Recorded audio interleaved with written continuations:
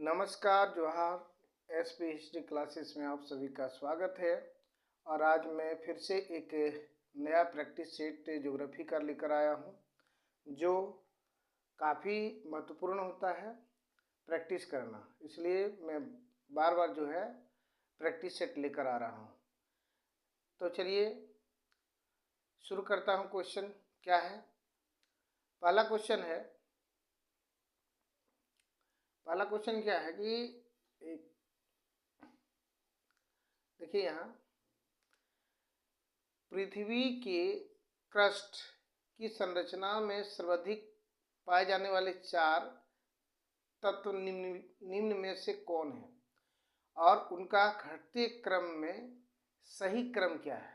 मतलब 4 तत्व जो क्राइस्ट का संरचना हुआ है, उनमें 4 तत्व जरूर मिला हुआ है, और उन 4 तत्वों में से घटते क्रम में बताया गया कि सबसे अधिक कौन है, फिर कौन है, उसके बाद कौन है, और उसके बाद कौन है। तो इस तरह से यहाँ आपको 5 ऑप्शन दिया हुआ है, जैसे सिलिकॉन हो गया, एल्यूमिनियम हो गया, ऑक्सीजन हो गया, आपका कैल्शियम हो गया, और लोहा हो गया।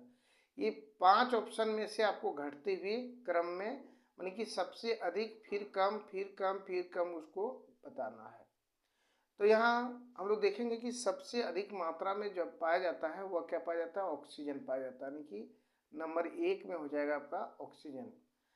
नंबर 2 में क्या हो जाएगा? नंबर 2 में आप देखेंगे कि सिलिकॉन पाया जाता है। क्या पाया जाता है?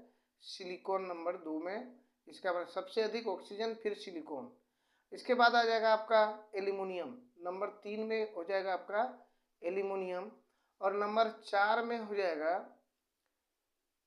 सॉरी, एक ऑप्शन जो है, देखिए यहाँ 4 आपका नहीं आएगा, कैल्शियम नहीं आएगा, और ये गलत है यहाँ दिया हुआ। तो 4 यहाँ तक तो पूछा था, यहाँ 5 दिया है, तो एक सबसे पहले निकालना पड़ेगा, तो 4 तो होगा ही नहीं। 5 में 5 जो है ये आ जाएगा आपका चौथे स्थान पर। तो इस प्रकार से अगर हम देखते हैं तो सबसे पहले 3, फिर 1, फिर 2 और 5। तो ये 3, 2, 1, 5 किस में दिख रहा है? ऑप्शन नंबर बी में दिख रहा है। किस में दिख रहा है? Option number B. इसलिए इसका सही जवाब, करेक्ट आंसर क्या हो जाएगा? Option number B.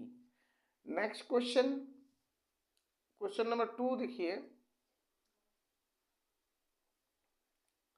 Question number 2 है कि निम्न कथनों पर विचार कीजिए। ये सारे कथन दिए हुए हैं और इस पर विचार करने की बात चल रहा है। तो देखिए क्या लिखा है कि पृथ्वी के खुले धरातल पर सर्वाधिक प्रतिशत मात्रा में पाए जाने वाले खनिज क्वार्टराइज है। अब है या नहीं है, ये विचार करना है। फिर देखेंगे आंसर में क्या है और क्या नहीं है। फिर ऑप्शन नंबर बी जो है, इसमें देखिए कि पृथ्वी के क्रस्ट में भार के अनुसार सर्वाधिक प्रतिशत में पाए जाने वाला तत्व ऑक्सीजन है। यहाँ देखिए क्या दिया, भार के अनुसार। ये भी है या ना है, विचार कीजिए मन में। फिर देखिए यहाँ ऑप्शन नंबर 3 में है कि पृथ्वी के क्रस्ट में आयतन की दृष्टि से सर्वाधिक प्रतिशत में पाए जाने वाले तत्व जो है सिलिकॉन है। आगे देखते हैं ऑप्शन नंबर 4, एम्फीबोल एक हाइड्रोक्लोसिन आयल युक्त खनिज है। तो यहाँ अंतिम में देखते हैं कि उपयुक्त कथन में कौन सही नहीं है। क्या बोल रहा है यहाँ? कौन सही नहीं है। कौन कौन जो है यहाँ देखिए क्या सही नहीं है। ऑप्शन ए में है 1 और 2 सही नहीं है, बी में है 2 और 3 सही नहीं है, सी में है 1 और 3 सही नहीं है, और डी में है 2 और 4 सही नहीं है। तो इसमें सही की बात कर रहा है कि कौन सही नहीं है। तो देखिए आप देख पा रहे होंगे कि ऑप्शन नंबर 1 सही नहीं है। यहाँ के सर्वाधिक प्रतिशत जो है मात्रा में पाए जाने वाले खनिज क्वार्टराइज है, ये नहीं है, ये गलत है। तो एक ऑप्शन नंबर चल गया, ये 2 सही है। ऑप्शन नंबर 3 देखते हैं कि पृथ्वी की क्रस्ट के आयतन की दृष्टि से सर्वाधिक पाए जाने वाले तत्व सिलिकॉन है, ये नहीं है। फिर 4 देखते हैं तो 4 सही है। तो इसका मतलब क्या हो गया कि 1 और 3 जिस ऑप्शन में है वो इसका सही जवाब वही हो जाएगा, क्योंकि यहाँ नहीं की बात कर रहा है। तो ऑप्शन नंबर सी इसका करेक्ट आंसर हो जाएगा, ऑप्शन सी। 2 का आंसर सी जो है वो करेक्ट है। आगे क्वेश्चन नंबर 3 देखते हैं।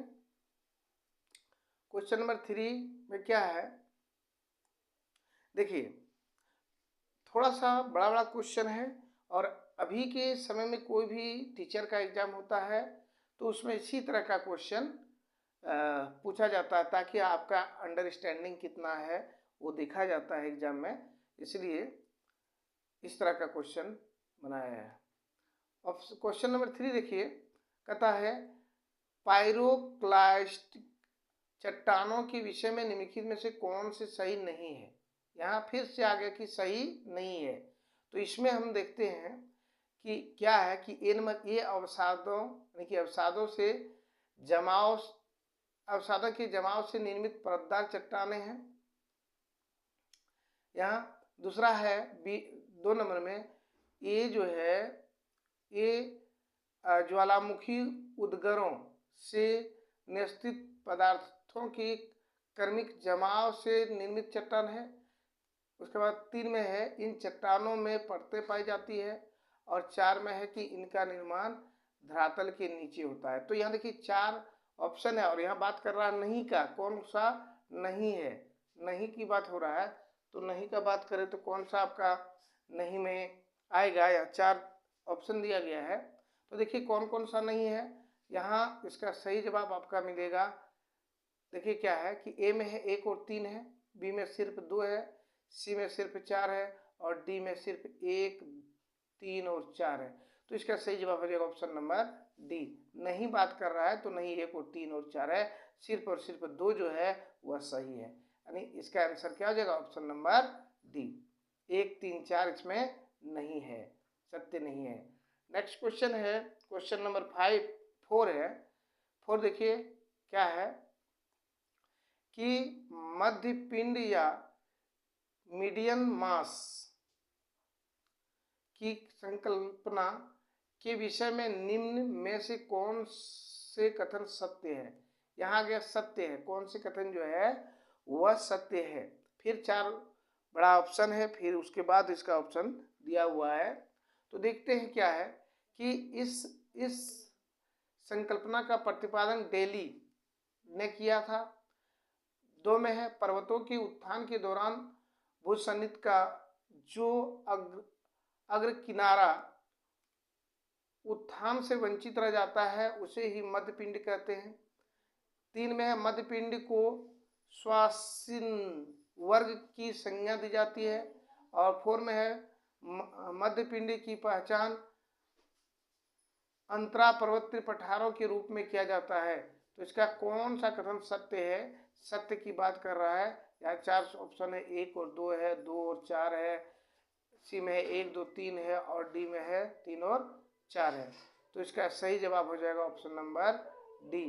क्या हो जाएगा, ऑप्शन नंबर डी, 3 और 4।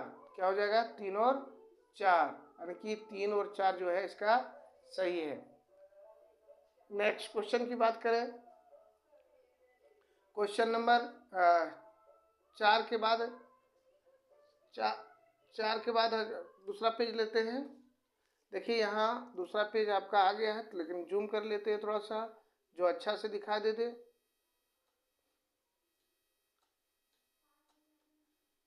देखिए क्वेश्चन नंबर देखिए 5 में है, आपका दिख रहा होगा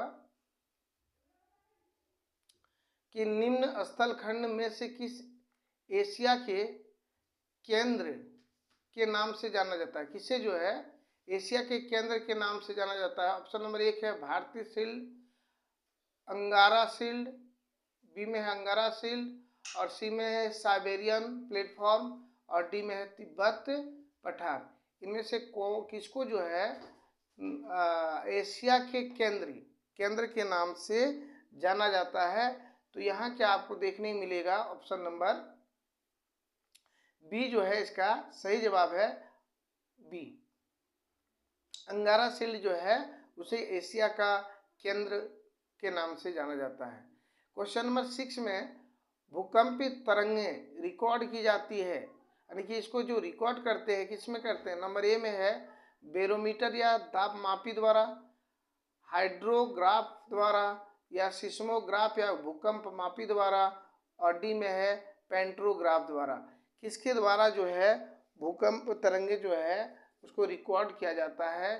तो इसका सही जवाब हो जाता है ऑप्शन नंबर सी, सिस्मोग्राफ और भूकंप मापी के द्वारा भूकंप तरंगे जो है रिकॉर्ड किया जाता है। इसका सही जवाब हो जाए option number C, the correct answer. Next question, next question देखिए क्या है। यहाँ आपको क्वेश्चन नंबर 7 में देखने मिलेगा कथन और कारण। कथन क्या है कि आर्द्र क्षेत्रों में जहाँ का तापमान उच्च होता है वहाँ रासायनिक अपक्षय होता है। ये सही है कि नहीं है, इस पर विचार किया जाएगा। और उसके बाद देखेंगे दूसरा कि कारण में दिया है कि किसी भी रासायनिक क्रियाओं के लिए जल और तापमान महत्वपूर्ण कारक होता है। तो यहाँ दिया ऑप्शन क्या दिया, कुट में दिया है कि ए और आर दोनों सही है तथा आर ए का सही व्याख्या स्पष्टीकरण है। बी में है आपका, बी में ए और आर दोनों सही है परंतु आर ए का स्पष्टीकरण नहीं है। सी में है ए सही है परंतु आर गलत है, और डी में है ए गलत है परंतु आर सही है। ये आप थोड़ा सोचिए और फिर आंसर दीजिए, प्रयास कीजिए, क्योंकि अभी का एग्जाम में इसी तरह क्वेश्चन पूछा जाता है और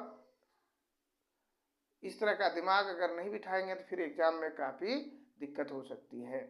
इसलिए इसका देखिए अब जवाब बताते क्या है।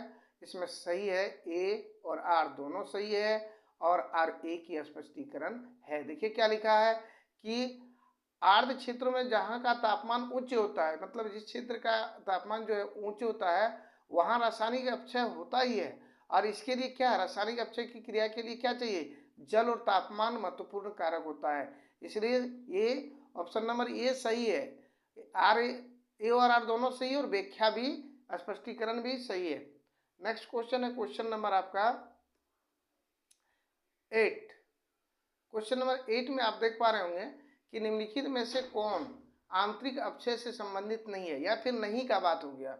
सबसे बड़ा दिक्कत है कि नहीं का मतलब बात में आपको फंसाने का काम ज़्यादा करता है, इसलिए नहीं में कौन सा जो है वह नहीं होगा उसको देखना है। तो सबसे पहले देखते हैं कि बिलकारी प्राणी आंतरिक अपक्षय का कारण बोल रहा है, बिलकारी प्राणी। उसके बाद हिम पनीकरण, उसके बाद है चादरी विभाजन, और डी में है दरारों में समुद्र जल द्वारा नमक का जमाव। तो ये चारों में से कौन सा, तीन को तो है इसका सपोर्ट में है, आंतरिक अपक्षय का कारण है, लेकिन एक जो है आंतरिक अपक्षय का कारण नहीं है। इसमें से कौन सा कारण जो है नहीं है। तो यहाँ हम लोग देख पा रहे हैं कि ऑप्शन नंबर जो सी है, चादरी विभाजन जो है ये आपका आंतरिक अपक्षय का कारण नहीं है। बाद बाकी तीन जो है वो तीनों आंतरिक अपक्षय का कारण है। नेक्स्ट क्वेश्चन है, नीचे दी गई रेखा चित्र प्रदर्शित करता है, ये जो दिया है रेखा चित्र ये क्या प्रदर्शित करता है। लेपिज बी में है, बोगाज सी में है, केरन और डी में है उपयुक्त सभी। ये क्या प्रदर्शित करता है इसके बारे में बताना है। तो ये इसका सही जवाब होगा ऑप्शन नंबर डी, उपयुक्त सभी जो है ये प्रदर्शित करता है। क्वेश्चन नेक्स्ट है,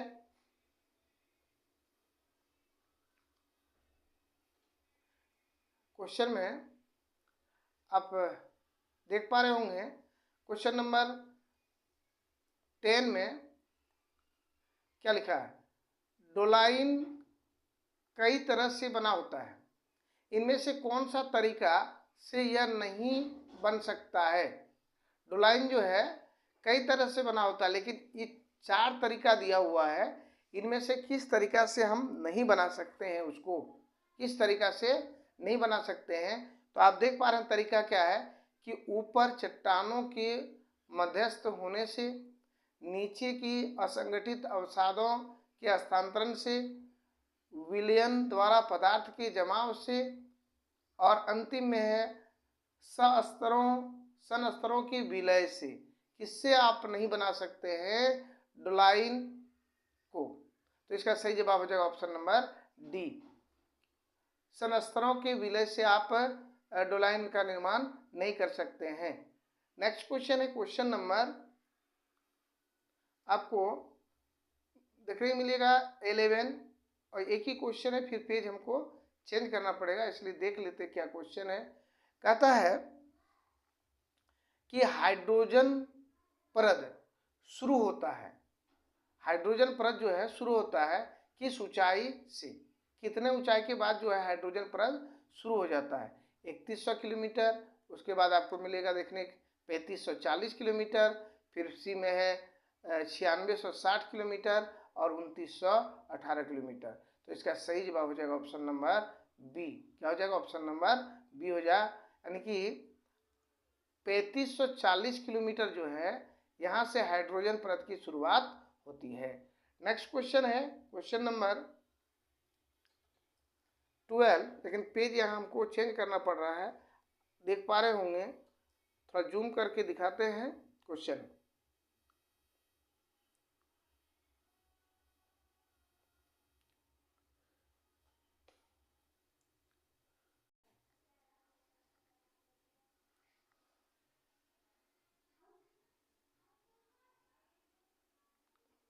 आगे देखिए क्या है,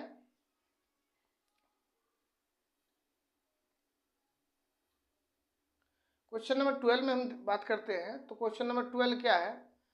12 में है चाय के पत्ते को समय समय पर छांटा जाता है और है ताकि वह 12 से 15 मीटर ऊंचाई झाड़ी का रूप ले सके। ऐसा करना जरूरी होता है, क्यों? क्यों ऐसा करना क्यों जरूरी है? तो यहाँ ऑप्शन आपको बहुत लंबा लंबा दिया हुआ है, इसलिए इसको करते हैं क्या कि आप डायरेक्ट आंसर ही बता देते हैं ताकि समय कम लगे। तो इसका सही जवाब हो जाएगा ऑप्शन नंबर सी। क्या हो जाएगा? ऑप्शन नंबर सी। छांटने की प्रक्रिया, छांटने की जो प्रक्रिया है, छांटने की जो प्रक्रिया है से नए पत्ते का विकास होता है, होना संभव होता है। मतलब मान लो चाय का पौधा है, उसमें अगर पत्ता को छाड़ दिया जाता है, कैंची से काट दिया जाता है थोड़ा थोड़ा, तो उसमें नया पत्ता आने की संभावना होता है, इसलिए उसको छांटा जाता है। नेक्स्ट क्वेश्चन है, नेक्स्ट क्वेश्चन है क्वेश्चन नंबर 13 और क्या है देखिए 13 में टिस्को संयंत्र की स्थापना किस रेलवे लाइन पर किया गया है? टिस्को जो है, टिस्को कंपनी जो है उसकी स्थापना किस रेलवे लाइन पर की गई है? पहला है Kolkata Asansol railway line, Kolkata Delhi railway line, Kolkata Nagpur railway line और कोलकाता पूर्वी रेल लाइन। तो ये किन रेल लाइन के रेल लाइनों के बीच में जो है आपका TISCO Tata iron and steel company की स्थापना की गई है? तो इसका सही जवाब हो जाएगा ऑप्शन नंबर सी। क्या हो जाएगा? Option number C. Kolkata Nagpur line के बीच में जो लाइन है उसमें ही स्थित किया गया है। नेक्स्ट क्वेश्चन है क्वेश्चन नंबर 14 कि छोटा नागपुर पठार या शिलोंग पठार के बीच का क्षेत्र है, दोनों छोटा नागपुर का पठार जो है और शिलोंग का पठार है, इसके बीच का जो क्षेत्र है, तो इसको को क्या क्या कहते हैं? उसको एक द्रोणिका है, बी में है गंगा के अपर्दन से बना क्षेत्र है, और सी में है एक अंत भ्रसनीय क्षेत्र है, और डी में है एक अंतर विलित क्षेत्र है। तो इसका सही जवाब क्या हो जाएगा? Option number B. क्या हो जाएगा? ऑप्शन नंबर बी इसका करेक्ट आंसर हो जाएगा। गंगा के अपर्दन से बना हुआ एक क्षेत्र है, क्या? छोटा नागपुर के पठार और शिलोंग का पठार के बीच की जो क्षेत्र है। नेक्स्ट क्वेश्चन है क्वेश्चन नंबर 15। क्वेश्चन नंबर 15 देखिए, कहता है भारत में दक्कन का पठार के संबंध में क्या सत्य है? ए में है वे दरारी उद्गार से बने हैं, बी वे केंद्रीय एवं दरारी उद्गार दोनों से बने हुए हैं, सी पूर्वी भाग में वे केंद्रीय उद्गार से बने हैं जबकि पश्चिमी भाग में वो दरारी उद्गार से बने हैं, तो और डी में 4 नंबर में है वे मुख्यतः साल्ट के बने हुए हैं। तो यहाँ दिया ए में 1 सही है, बी में 1 और 2 सही है, सी में 3 और 4 सही है, डी में उपयुक्त सभी सही है। और इसके साथ इसका आंसर क्या जाता है, तो इसका आंसर जाता है ये उपयुक्त सभी सही है। ऑप्शन नंबर डी आंसर हो जाएगा। नेक्स्ट क्वेश्चन है क्वेश्चन नंबर 16। क्या है क्वेश्चन नंबर 16 है, आप देख पा रहे होंगे, लिखा है कोकन तट पर किससे प्रभावित हुआ है। कोकन तट जो है किससे प्रभावित हुआ है। यहाँ ए में है समुद्री अतिक्रमण से, बी में है समुद्री प्रतिक्रमण से, सी में है बाढ़ से और डी में महादेश रचना संबंधी हलचल से। तो ये किससे संबंधित है, तो यहाँ हम लोग देख पा रहे हैं इसका कोकन तट किससे प्रभावित होते हैं, तो इसका सही जवाब हो जाएगा ऑप्शन नंबर ए, समुद्री अतिक्रमण से कोकन तट जो है वह प्रभावित हुआ है। नेक्स्ट क्वेश्चन है हिमालय पर्वत बने हैं, हिमालय जो पर्वत है वह बने हुए हैं, उसके बारे में आपको बताना है वह किससे बने हैं।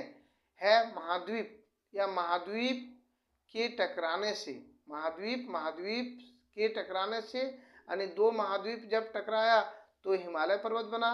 दूसरा संक्रियता से, तीसरा है महाद्वीप महासागर के टकराने से और चौथा है महाद्वीप चाप के टकराव से। तो ये किससे बना हुआ है, इसका सही जवाब हो जाएगा ऑप्शन नंबर ए, महाद्वीप के टकराव से ये बना हुआ है, इसलिए करेक्ट आंसर हो जाएगा ऑप्शन नंबर ए। नेक्स्ट क्वेश्चन है क्वेश्चन नंबर 18। आप देख पा रहे होंगे क्वेश्चन नंबर 18 में क्या है, कहता है कि हिमालय में स्थित वह क्षेत्र जो 2 प्लेटों के बीच टकराव को निरूपित करता है। मतलब हिमालय में स्थित जो 2 ऐसा प्लेट क्षेत्र है जहां 2 प्लेट के टकराव को निरूपित करता है, उसको हम लोग क्या कहते हैं, उसको क्या कहते हैं, दाब क्षेत्र कहते हैं या फिर नेपी क्षेत्र कहते हैं या फिर सिंधु संपो सिवान क्षेत्र कहते हैं या फिर सिंधु गार्ज कहते हैं। तो इसका सही जवाब क्या आ जाएगा, इसका सही जवाब हो जाएगा option number C. Next question है कि भारत में प्रथम जल विद्युत परियोजना किस नदी पर बनाई गई थी। ये भारत की जो प्रथम जल विद्युत परियोजना है वह किस नदी पर बनाई गई थी। ये आपका हो गया गंगा नदी पर बनाई गई थी, सतलज पर, कावेरी पर या कृष्णा पर। तो इसका सही जवाब हो जाएगा ऑप्शन नंबर सी, भारत की प्रथम जल विद्युत परियोजना जो है वह कावेरी नदी पर बनाई गई थी। नेक्स्ट क्वेश्चन देखते हैं क्वेश्चन नंबर आपका 20 और इस पेज में 20 है नहीं, नेक्स्ट पेज लेते हैं और देखते हैं क्या क्या क्वेश्चन उसमें दिया हुआ है। थोड़ा जूम कर लेता हूँ, क्वेश्चन बढ़ा के देखना चाहिए ताकि स्पष्ट दिखे। ये रहा क्वेश्चन नंबर 20। अब देखिए क्वेश्चन नंबर 20 में क्या है, देख पा रहे होंगे, लिखा है कि निम्नलिखित में से किस भौगोलिक क्षेत्र में मैंग्रोव वन नहीं पाए जाते हैं। मतलब मैंग्रोव वन जो है किस भौगोलिक क्षेत्र में नहीं पाया जाता है।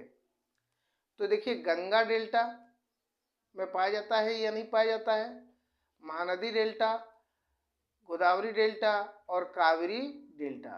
तो किस ये 4 क्षेत्र है, 4 क्षेत्र में कहाँ जो है मैंग्रोव वन नहीं पाए जाते हैं। तो इसका सही जवाब हो जाएगा ऑप्शन नंबर डी, कावेरी क्षेत्र डेल्टा जो है वहाँ मैंग्रोव वन नहीं पाए जाते हैं। बाद गंगा डेल्टा में, महानदी डेल्टा में और गोदावरी डेल्टा में, इन तीनों जगह पे आपको मैंग्रोव वन देखने को मिल जाएगा। क्वेश्चन नंबर है 21, जब सूर्य दक्षिण गोलार्ध में मकर रेखा पर सीधा चमकता है तब निम्नलिखित में से क्या होता है। चलिए यहाँ से भी एक क्वेश्चन है, कहता कि जब सूर्य दक्षिण गोलार्ध में मकर रेखा पर सीधा चमकता है तब निम्नलिखित में से क्या होता है। ऑप्शन ए उत्तरी पश्चिमी भारत में तापमान कम होने के कारण उच्च वायुदाब विकसित हो जाता है। बी, उत्तरी पश्चिमी भारत में तापमान बढ़ने के कारण निम्न वायुदाब विकसित हो जाता है। और ऑप्शन नंबर आप सी देख पा रहे होंगे, सी में क्या है, सी में है कि उत्तरी पश्चिमी भारत में तापमान और वायुदाब में कोई परिवर्तन नहीं होता आता। या फिर डी में है, उत्तरी पश्चिमी भारत में झुलसा देने वाली तेज लू चलती है।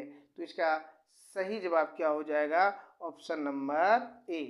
इसका सही जवाब हो जाएगा ऑप्शन नंबर ए, कि उत्तरी पश्चिमी भारत में तापमान कम होने के कारण उच्च वायुदाब विकसित हो जाता है।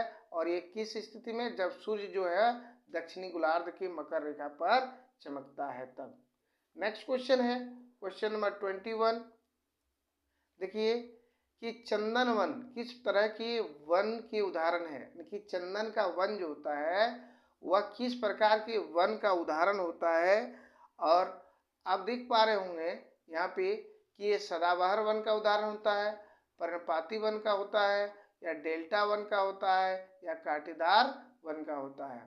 तो इसका सही जवाब हो जाएगा ऑप्शन नंबर बी, पर्णपाती वन का उदाहरण है चंदन वन। आगे है 23 क्वेश्चन, कावरी प्रपात पर कौन सी जल विद्युत परियोजना बनाई गई है। यानी कि कावरी जलप्रपात जो है उसमें, उस पर कावरी नदी पर या कावरी जलप्रपात पर कौन सी जल विद्युत परियोजना बनाई गई है। पहला है सारवती जल विद्युत परियोजना, शिव समुद्रम जल विद्युत परियोजना, सी में है मेटूर योजना, या डी में है पापनासम योजना। तो इसका सही जवाब हो जाएगा ऑप्शन नंबर बी, शिव समुद्रम जल परियोजना किस नदी पर है, कावेरी नदी पर है।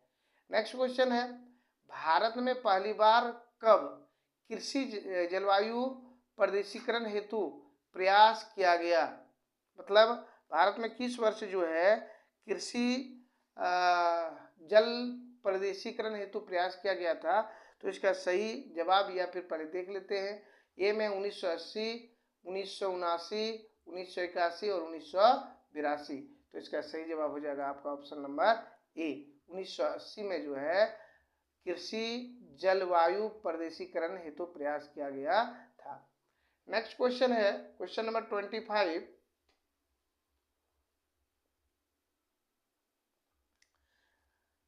हिमालय की उत्पत्ति निम्नलिखित में से किस वृषणित से हुई है। मतलब ये आप हिमालय की जो उत्पत्ति हुई है किसके कारण, तो वहाँ बताए थे कि दो महासागरों के बीच टकराव हुआ था उसके कारण से, लेकिन उत्पत्ति के भूषणता से हुई है, किस भूषणता से हुई है, या क्वेश्चन थोड़ा चेंज किया हुआ है। तो देखते क्या है, टेथिज, उसके बाद शिवालिंग, या फिर इंडो ब्रह्मा, या गोदावरी। तो किसके कारण से ये उत्पत्ति हुई है। तो इसका सही जवाब है ऑप्शन नंबर ए। क्या है, ऑप्शन नंबर ए, टेथिज।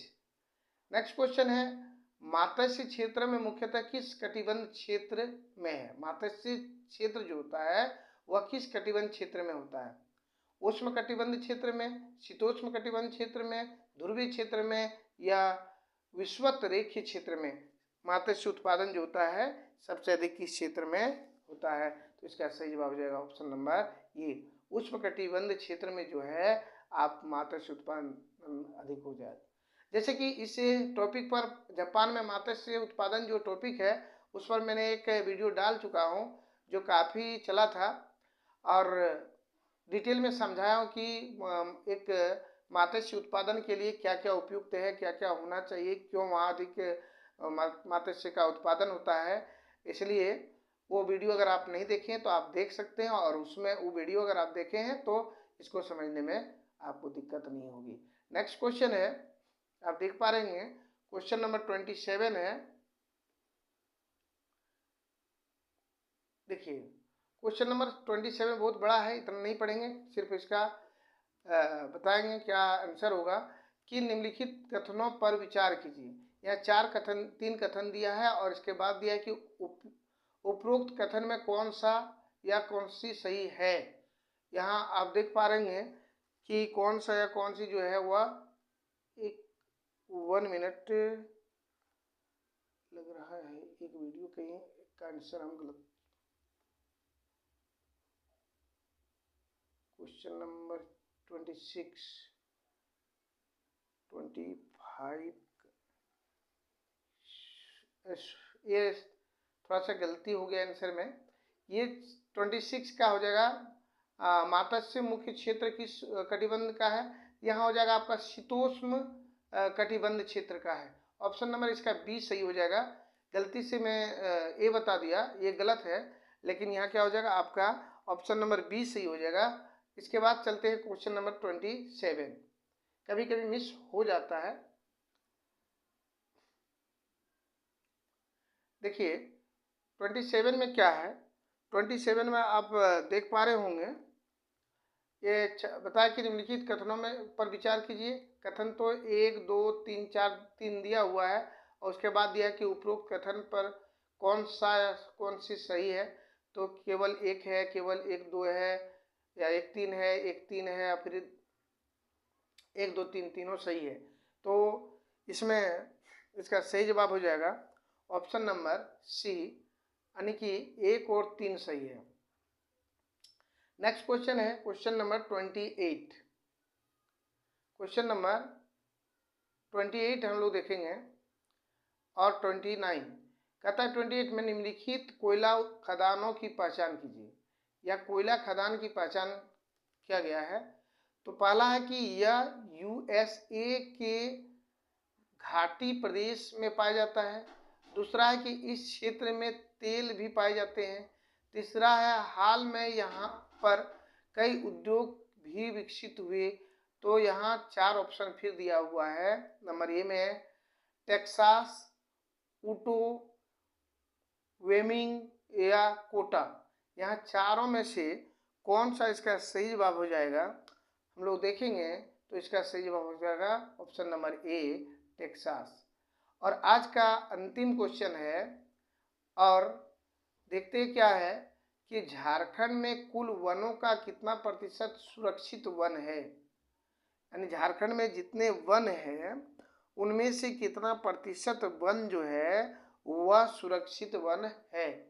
तो यहाँ आप देख पा रहे होंगे ए में है 75.33%, 80% और 85.2% और 88.79%। तो इसका सही जवाब हो जाएगा ऑप्शन नंबर ए। तो आज का 29 क्वेश्चन जो है, मैंने 60 क्वेश्चन का सीरीज 2 दिन में पूरा करूंगा, क्योंकि एक दिन में अगर 60 क्वेश्चन लेता हूं तो बहुत लंबा वीडियो हो जाएगा, बहुत लेंदी वीडियो हो जाएगा और वह अच्छा नहीं होता है। इसलिए कम समय में 30 क्वेश्चन करना है और क्वेश्चन को समझना है। तो वीडियो अगर अच्छे लगे तो वीडियो को लाइक, शेयर एवं कमेंट जरूर कीजिएगा, और चैनल पर पहली बार हैं तो चैनल को सब्सक्राइब कीजिएगा। धन्यवाद। जय हिंद, जय भारत। मैं आपका एजुकेटर सुनील पंडित।